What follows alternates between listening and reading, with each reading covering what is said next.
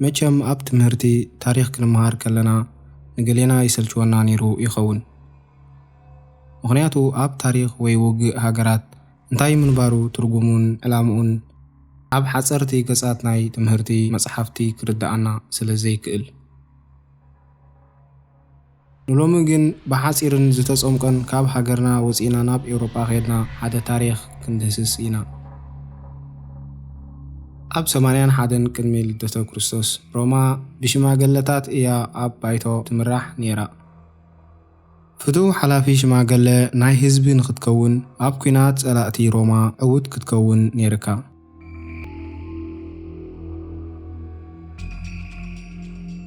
ሰራዊት ሮማ መከላኸሊኦም ብምልዓል ንኩናት ተዳለዉ። ኣብ መንጎ እዞም ሰራዊት ሓደ ወዲ 19 ዓመት ተባዕ ተዋጋኣይ ነበረ። ስሙ ድማ ጁልየስ ሲዘር ይበሃል።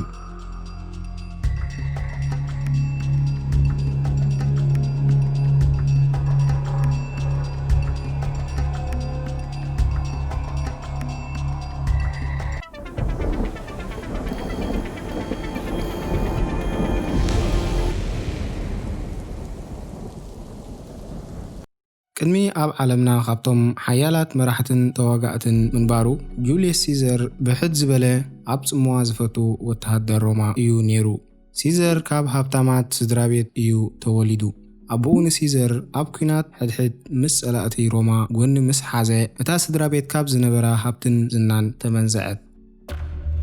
ወዲ 16 ዓመት እንከሎ ከዓ ዋላ ሓንቲ ገንዘብ ይኹን ንብረት ኣይነበሮን። እታ ሓንቲ ኣማራጺት ዝነበረቶ ወተሃደር ኮይኑ ዕድሉን ስልጣን ምፍታን እዩ ነይሩ። ሲዘር ናይ ወተሃደራዊ ተመክርኡ ኣብ ማእከል ጣልያን እንዳ ኣማሓይሸን ከሎ ብደቡብ ጣልያን ካብ ቤት ማእሰርቲ ዝሃደመ በቲ ናይ ሽዑኡ ግዜ ባርያ ደማዊ ኣድማ ጀሚሩ ነበረ። ሽሙ ናይዚ ባርያ ስፓርታክስ ይበሃል። ስፓርታክስ ብናይ ጥንታዊ ሮማ ግሊያዲያቶር ተባሂሉ ይጽዋዕ ነበረ። ትርጉሙ ብዘይ ድሌቱ ንመርኢት ተባሂሉ ብኣጽዋር ኣንጻር ካልኦት ባርያታት ዝቃለስ ሰብ እዩ።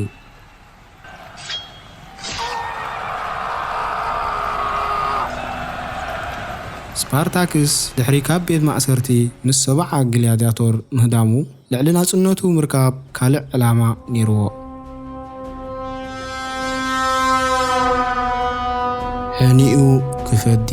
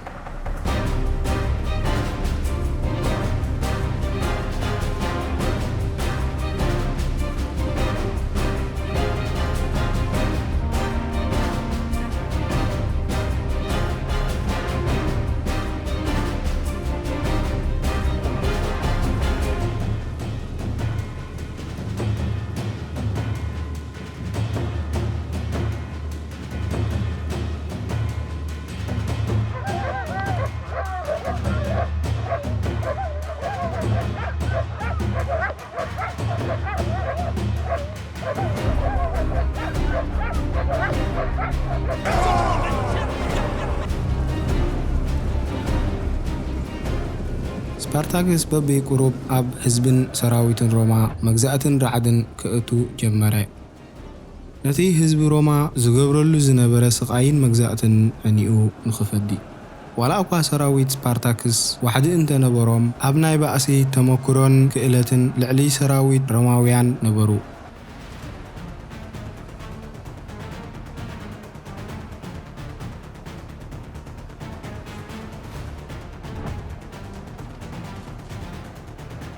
ኣብ ቁሩብ ግዜ ከዓ ብዝሒ ሰራዊት ስፓርታክስ 100,000 በጽሑ።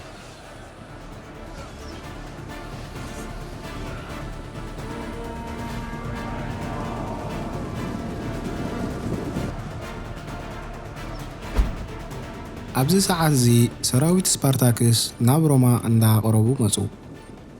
በአንጻሩ ሮማ አዕጢቃ ትሰዶም ዝነበረት አሻሓት ሰራዊት ብወታደራት ስፓርታክስ ብዘይ ንሕስያ ይሰዓሩን ይቕተሉን ነበሩ።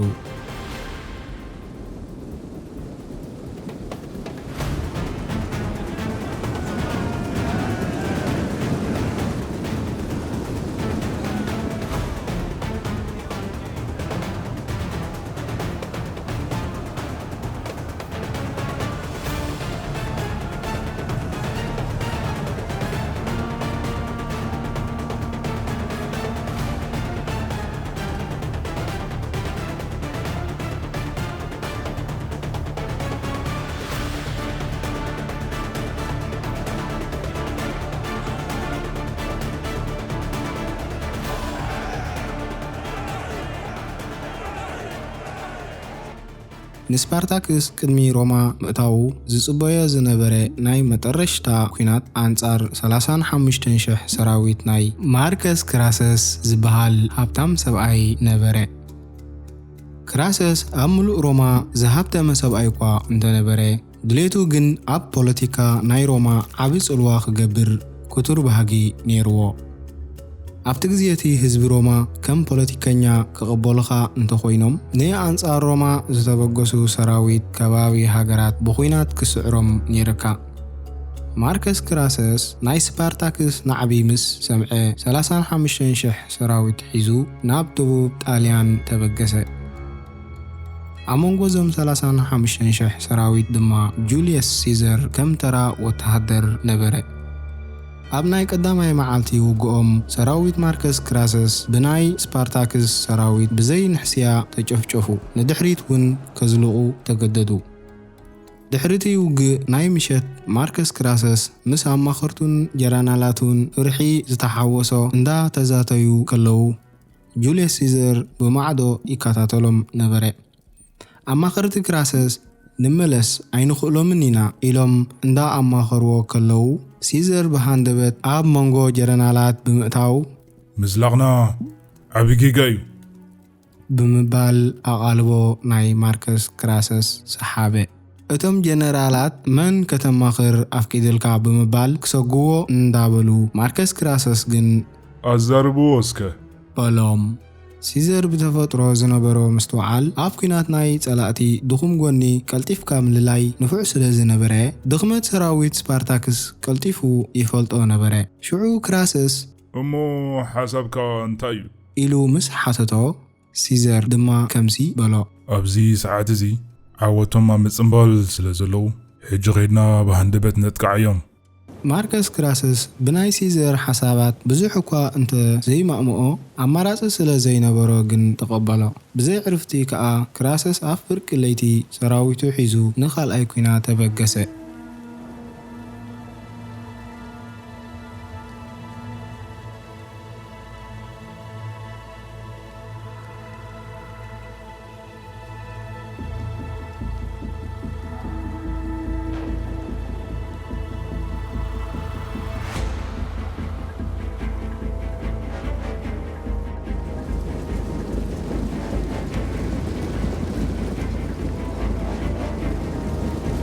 ሰራዊት ስፓርታክስ ሕጂ ሲዒርናዮም ኢና ኢሎም ኣብ ምዝንጋዕን መስተን ከለዉ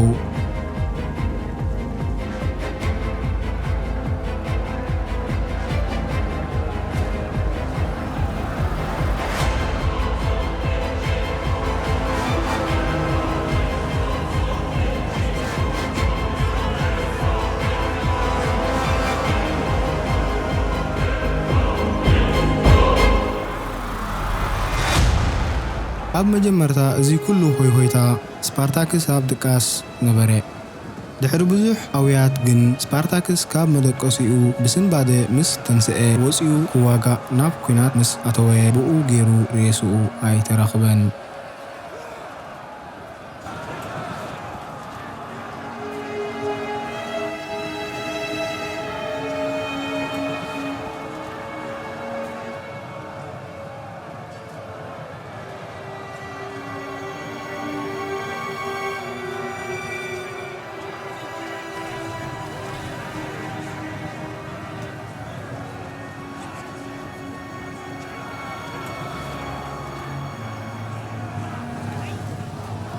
ንማርከስ ክራሰስ ኣብ ምሉእ ጥልያን ክፍጸም ዘይከኣል ዝነበረ ብሓንቲ ለይቲ ፍጻሜ ንስፓርታክስ ምስ ልዕሊ 100,000 ሰራዊቱ ሰዓሮ። ማርከስ ክራሰስ ድሕሪ ኩናት ዝመረኾም ከባቢ 6,000 እስራት ናብ ሮማ ዝወስድ መንገዲ ኣብ መስቀል ክስቀሉ ኣዘዘ። ጁልየስ ሲዘር ብዘረብኡ ሰንቢዱ ወላ እኳ ሓሳቡ ክቕይሮ እንተፈተነ ማርከስ ክራሰስ ግን እዚ መምሃሪ ንኻልኦት እዩ ብምባል ኣቕበጾ። ካብ ከባቢ ናይ ስፓርታክስ ቦታ ቁሩብ ርሕቕ ኢሉ ሓደ ካልእ ሃብታም ጀነራል ሰብኣይ ንኹናት ኣብ ምድላው ነበረ። ስሙ ድማ ፓምፒ ማግነስ ይበሃል። ፓምፒ ልክዕ ከም ኩሉ ሃብታም ሮማ ንስፓርታክስ ስዒሩ ኣብ ሮማ ዓብይ ፖለቲከኛ ክኸውን እዩ ሕልሙ ነይሩ። ወተሃደራቱ ንፓምፒ ግን ንስፓርታክስ ብክራሰስ ተሳዒሩ ምስ በልዎ ብሕርቃንን ቅንእን ምእማን ሰኣነ። ነቶም ካብ ኩናት ስፓርታክስ ዝሃደሙ ባርያታት ኣርኪቦም ከማርኽዎም ድማ ኣዘዘ። ፓምፒ ዘይናቱ ገንዘብ ወይ ዓወት ናተይ ምባል ስለ ዝፈቱ ዝነበረ ንምሩኻት ሒዙ ናብ ሮማ ክድድም ጀመረ። ንክራሰስ ምስ ሰራዊቱ ቀዲምዎም ናብ ሮማ ኣትዩ ከኣ ኣነ እየ ንስፓርታክስ ቀቲለዮ ብምባል ዓብይ ፌስቲቫል ጀመረ። ክራሰስ ድሕሪ ሓደ መዓልቲ ናብ ሮማ ምስ ኣተወ በቲ ዝግበር ዝነበረ ጽንብል ሞት ስፓርታክስ ከኣምን ኣይከኣልን። ኣነ እየ ንስፓርታክስ ቀቲለዮ እንተበለ ንምሩኻት ኩሎም ኣብ መስቀል ሰቂልዎም፣ ወይ ናይ ስፓርታክስ ሬሳ ኣርኤና እንተበልዎ ሬስኡ ኣይትረኽበን። ፓምፒን ክራሰስን ንስልጣን ክቃለሱ ክካትዑን ጀመሩ። ኣብ መንጎ እዚ ኩሉ ዕግርግር ሲዘር ኣብ ማእከሎም ኮይኑ እንዳተዓዘበን ከሎ ሰበይቱ ንሲዘር ሃንደበት ብሕማም ዓረፈት። ጎኒ ጎኒ ከኣ ፓምፒን ክራሰስን ኣብ ከባቢ ሮማ ምስ ሰራዊቶም ብምውሳድ ንኹናት ሕድሕድ ተዳለዉ። ሲዘር ናይ ሰበይቱ መት ከይኣኽሎ ክልተ ሃብታማት ሮማ ንስልጣን ክዋግኡ ኣብ ምድላው ከለዉ ኣብ ዝዓበየ ሽግር ሓሳብ ኣተወ። ኣቦኡ ምስ ጸላእቲ ሮማ ኮይኑ ንናጽነት ክቃለስ ስድራ ቤቱ ፋሕ ስለ ዘበለ ዕጫናይ ኣቦኡ ከይበጽሖ ፍርሒ ነይርዎ። ሲዘር ነዚ ኩሉ ሽግር ኣብ ግምት ብምእታው ሓንቲ ኣዝያ ጽብቕቲ ዝኾነት ሓሳብ መሃዘ።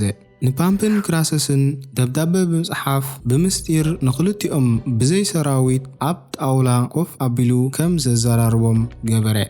ሓሳቡ ድማ ክልቲኦም እንድሕር ኩናት ጀሚሮም እቲ ኩናት ክሳብ ህይወት ክልቲኦም ክኸስር ስለ ዝኽእል ንዕኡ ናይ ሽማግለ ሓላፊ ክመርጽዎ ሓተቶም። በቲ ንሶም ዝሃብዎ መንገዲ ሕጊ ከጽድቕን ከፍርስን ምዃኑ ድማ ሓበሮም። በዚ ዘረባ ክራሰስ ዕጉብ እኳ እንተነበረ ፓምፒ ግን ንሲዘር ብዙሕ ከኣምኖ ኣይከኣለን። ንጓለይ እንድሕሪ ተመርዒዋ ጥራይ ሕራይ ክብል ምዃኑ ምስ ነገሮም ሲዘር ንጓል ፓምፒ ተመርዓዋ። ሲዘር ንጓል ፓምፒ ምስ ተመርዓዋ ናይ ሮማ ሓላፊ ሽማግለ ክኸውን መረጽዎ። ኣብ ናይ መጀመርታ ስልጣኑ ሲዘር ነዚ ናይ ሕጂ ጣልያን ፍርቂ ስፔን ካብ ሊብያ ክሳብ ዶብ ግብፂ ኣብ ትሕቲ ግዝኣቱ ነበረ። ሰራዊቱ ድማ ከባቢ 150,000 ይበጽሑ ነበሩ። ሲዘር ከም ሓላፊ ሽማግለ ናይ ሮማ ኮይኑ እንዳኣገልገለን ከሎ ኣታዊኡ ብጣዕሚ ከዓቢ ጀመረ። ኣብ ሓፂር ግዜ ከኣ ኣዝዩ ሃብታም ሰብኣይ ኣብ ሮማ ኮነ። ሲዘር ከይጸንሐ ምስ ሓንቲ መርዑቲ ካብ ዓበይቲ ስድራ ቤት ኣብ ሮማ ዝምድና ጀመረ። ሽማ ድማ ሲቪልያ ትበሃል ነበረት። ኣብ መጀመርታ ዝምድንኦም ንሲቪልያ ሓደ ወዲ 8 ዓመት ቆልዓ ካብ ቀዳማይ ሰብኣያ ነበራ። እዚ ቆልዓ ብሩቶስ ይበሃል ነበረ። ሲዘር ምስ ውሽሙኡን ወዲ ውሽሙኡን እንዳነበረን ከሎ እቶም ሽማግለታት ናይ ሮማ ክቕይርዎ ደለዩ። ሕልሚ ሲዘር ግን ካብ ሽማግለ ንላዕሊ ክኸውን እዩ ትጽቢቱ ነይሩ። ድልየቱ መንግስቲ ናይ ሮማ ክኸውን እዩ ነይሩ። በቲ ግዜቲ መንግስቲ ኣብ ሮማ ኣይፍለጥን እዩ ነይሩ። ንስልጣኑ ከድሕን ሲዘር ሃንደበት ንኹናት አንጻር ጎረቤት ሮማ ዝነበራ ጎል ትበሃል ቦታ እዩ ነይሩ። ጎል ኣብዚ ናይ ሕጂ ግዜ ፍራንስ፣ ቤልጅየም፣ ኔዘርላንድ፣ ጀርመን፣ ስዊዘርላንድ ነበረት። ጎል እቶም ዝሓየሉን ዝበርትዑን ጎረቤት ሮማ እኳ እንተነበሩ ሲዘር ግን ናይ ኩናት ስትራቴጂ ምጥቃዕን ምክልኻልን በቲ ናይ ሽዑ ግዜ ዝወዳደሮ ኣይነበረን። ኣብ 58 ቅድሚ ልደተ ክርስቶስ ሲዘር 20,000 ዝኾኑ ሰራዊት ሒዙ ናብ ግዝኣት ጎል ኣተወ።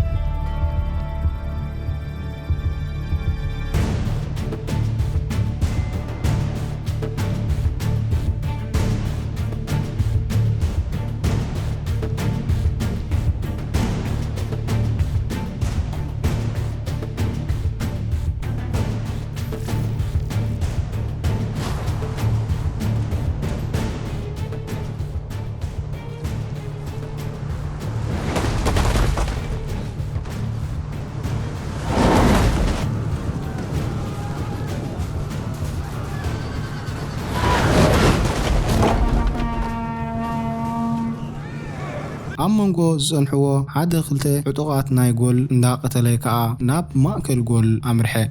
ናይ ሲዘር ዓወት ኣብ ህዝቢ ሮማ እንዳዓበየ ምስ መጸ ንክራሰስን ፓምፕን ስግኣት ፈጠረሎም። ክራሰስ ከይጸንሐ ናቱ ኩናት ዕዉት ምዃን ስለ ዘድለዮ ከባቢ 20,000 ሰራዊት ሒዙ ንፓርዚያ ትበሃል ግዝኣት በዚ ናይ ሕጂ ኢራን ንኩናት ተበገሰ።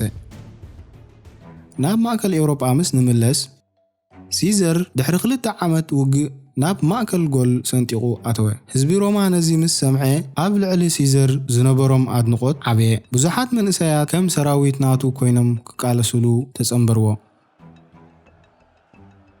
ብምዕራባዊ ኤስያ ምስ ንምለስ ከባቢ 20,000 ዝኾኑ ሰራዊት ሮማ ርእሶኦም ኣብ መሬትን ባሕርን ተደርቢ ነበረ። እዞም ሰራዊት ናይ ማርከስ ክራሰስ ነበሩ። ክራሰስ ኩናት ኣብ ፓርዚያ ምስ ኣወጀ ሰራዊቱ ኩሎም ብዘይ ምሩኻት ተቐተሉ። ንክራሰስ እውን ብህይወት ሓዝዎ። ፓርዚያውያን ንክራሰስ ወርቅን ገንዘብን ከም ዝፈቱ ዝነበረ ስለ ዝፈልጡ ዝነበሩ ወርቂ ኣምኪኾም ኣብ ኣፉ ኣፍሲሶም ቀተልዎ። ፓምፒ ክራሰስን ሲዘርን ገዲፎሞ ስለ ዝኸዱ ኣብ ሮማ ሓላፊ ሽማግለ ክኸውን ተመርጸ። ምምላስ ሲዘር ካብ ጎል ስለ ይፈልጥ ዝነበረ ንሲዘር ክቆትሎ መደብ ኣውፅአ። ኣብ መንጎ እዚኦም ሽማግለታት ንፓምፒ ዝስዕቦ ዝነበረ ብሩቶስ ይበሃል፣ ወዲ ውሽምኡ ንሲዘር። ብሩቶስ ናይ ሲዘር ኣድናቂ እኳ እንተነበረ ግን ፓምፒ ብሕማቕ ሓሳባትን ምኽርን ኣንጻር ሲዘር ከም ዝለዓል ገበሮ። ሲዘር ዓወት ኣብ ልዕሊ ጎል ኣብ ዘስተማቕረሉ ዝነበረ ግዜ ሃንደበት ዳብዳቤ ካብ ሽማግለታት ሮማ መጽኦ። ስልጣኑ ኣብ ሮማ ከም ዝተመንዘዐን ጓሉ ካብ ቀዳመይቲ ሰበይቱ ኣብ እዋን ሕርሲ ከም ዝዓረፈትን ሓበርዎ። ሲዘር ዳብዳቤ ናይ ሽማግለ ሮማ ምስ ኣቆጥዖ ሰራዊቱ ሒዙ ንሮማ ክዋጋ ተበገሰ። ብዝሒ ሰራዊት ሲዘር እኳ 5,000 እንተነበረ ሰራዊቱ ግን ኣዝዮም ተመክሮ ናይ ኩናት ዝነበሮምን ተባዓትን ነበሩ። ሰራዊት ፓምፒ ኣብ ሮማ ዝነበሩ ከባቢ 18,000 እኳ ይበጽሑ እንተነበሩ ፓምፒ ግን ንሲዘር ብጣዕሚ ይፈርሖ ስለ ዝነበረ ናብ ግሪክ ገጹ ክሃድም ጀመረ። ዕላምኡ ኣብ ሙሉእ ዓለም ፋሕ ኢሎም ዝነበሩ ሰራዊቱ ኣብ ግሪክ ኣኪቡ ኣንጻር ሲዘር ክበኣስ እዩ ነይሩ። ሮማ እውን ብዘይ ሰራዊት ተሪፋ ስለ ዝነበረት ሲዘር ኣብኡ ኮፍ ኢሉ ክጸንሖ ሓሲቡ ነይሩ። ሲዘር ነዚ ወረ ምስ ሰምዐ ንፓምፒ ናብ ግሪክ ዝሰግረሉ ቦታ ከዓግቶ ምስ ሰራዊቱ ክጎይ ጀመረ። ድሕሪ ናይ 3 ወርሒ ጉዕዞ ኣብ ቦታ መስገሪ ካብ ጣልያን ናብ ግሪክ በጽሐ። ኣጋጣሚ ግን ሰራዊት ፓምፒ ቀዲሞሞም ናብ ግሪክ ሰጊሮም ጸንሕዎ። ፓምፒ ካብ ሙሉእ ዓለም ፋሕ ኢሎም ዝነበሩ ሰራዊቱ እንዳ ተኣኻኸቡ ከለዉ ሲዘር ንፍርቂ ሰራዊቱ ዝኾና መራኽብ ሰሪሑ ናብ ግሪክ ተበገሰ። ድሕሪ 2 መዓልቲ ሲዘር ኣብ ዶብ ግሪክ ምስ 11,000 ፍርቂ ናይ ሰራዊቱ በጽሐ። ከኣምኖ ዘጸግም ሰራዊት ፓምፒ ድማ ተዓዘበ። ልዕሊ 4 ዕጽፊ ወተሃደራቱ ኮይኖም ድማ ጸንሕዎ። ፓምፒ መምጻእ ሃንደበት ወተሃደራት ናይ ሲዘር ኣብ ግሪክ ምስ ፈለጠ ንኩናት ክሻባሸብ ጀመረ። ከይጸንሑ ድማ እቶም ፍርቂ ሰራዊት ሲዘር ካብ ጣልያን ብመርከብ ኣርከብዎ። ሲዘር ብብዝሒ ሰራዊት ፓምፒ ኣብ ግምት የእትይዎ ስለ ዝነበረ ክከላኸል መረጸ። ፓምፒ ከዓ ብኣንጻሩ ከጥቅዕ ጀመረ።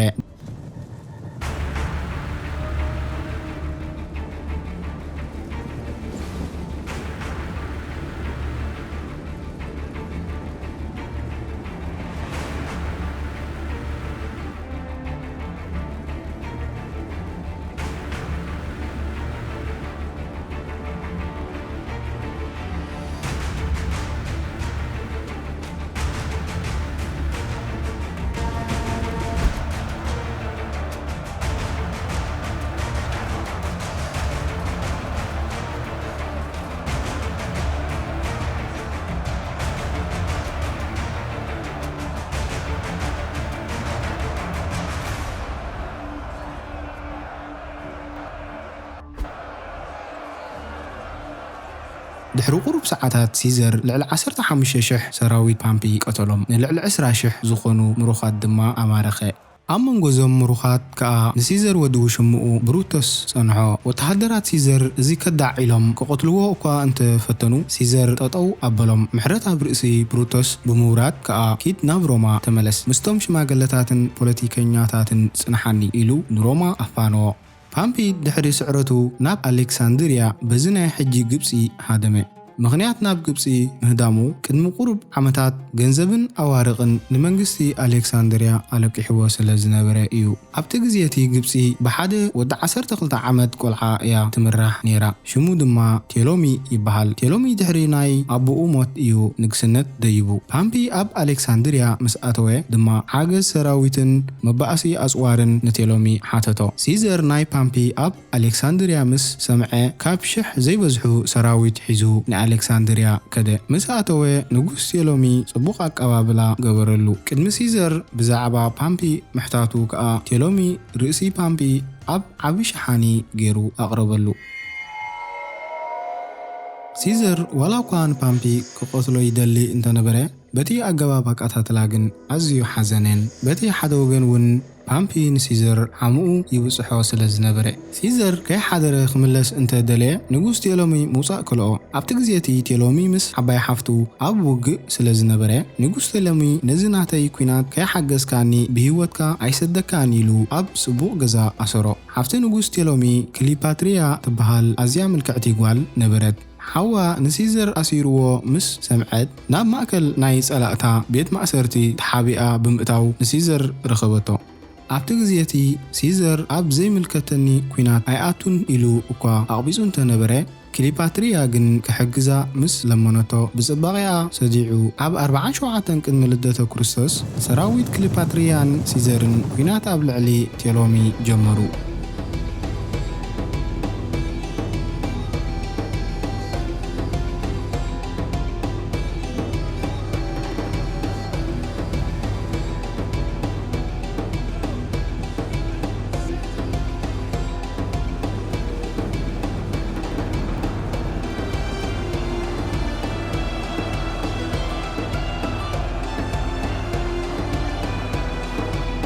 ከይጸንሑ ድማ ንቴሎሚ ምስ ሰራዊቱ ሰዓርዎ።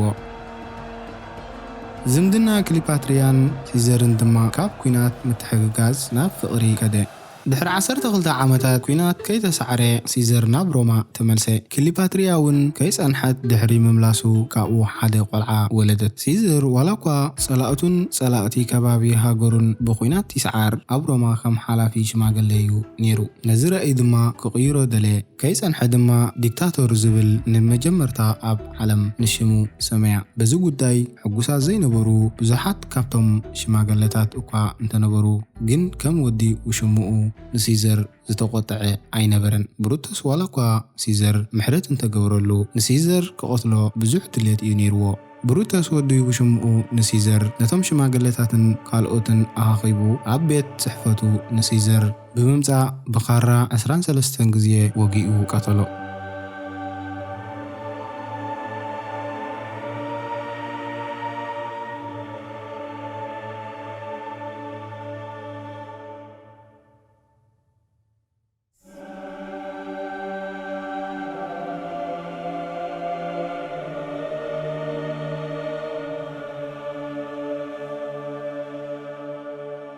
ህዝቢ ሮማ ብኣማውታ ሲዘር ብዙሕ ሓዘኑ። ብሽሙ ኢሎም ከዓ ወርሒ 7 ጁላይ ብምባል ብሽሙ ሰመይዋ።